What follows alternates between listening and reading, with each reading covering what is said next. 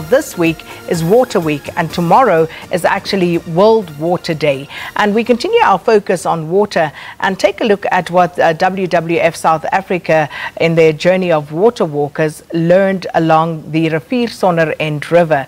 And this river and its tributaries forms part of Cape Town's most strategic water source area, the Boland water source areas, which supplies water to 4 million people. Let's take a look.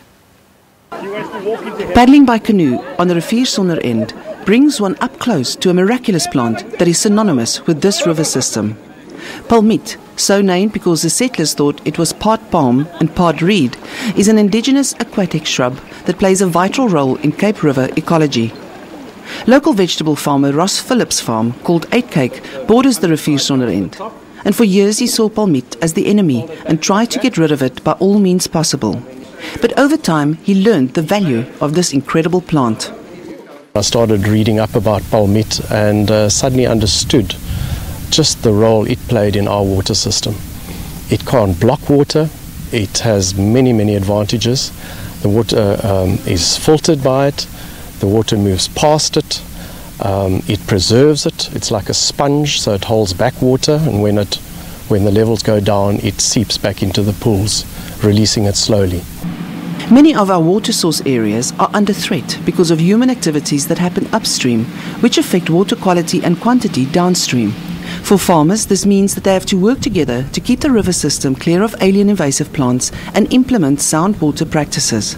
I think the farmers have really taken note, especially in the upper reaches where there's been more attention, and we've started clearing in the top section, which would be from the dam to Greyton. And so they're aware of it, and they can see it happening. This thing is endangering your entire existence because we're totally dependent on this water source. But farmers can't do this alone. The Riviersonderend restoration started in 2018 through various partnerships as well as the Zonderend Water Users Association. Lana de Toy is the project manager, and she now leads 8 clearing teams and 1 restoration team. The work in the area has secured employment for 107 people for the next 3 years. At the moment, we're standing in the middle of a palmiet island, close to Helderstroom. The ladies behind me, they are doing alien clearing. We counted about 180 plants in a 10 by 10 centimeter block, just to give you an idea of the level of infestation and the seed bank below. So I think most of the seed would have been deposited here from upstream, infestations along the river. So if there's a section in the river itself where they can actually grow, they would just be deposited there, and they just grow from there.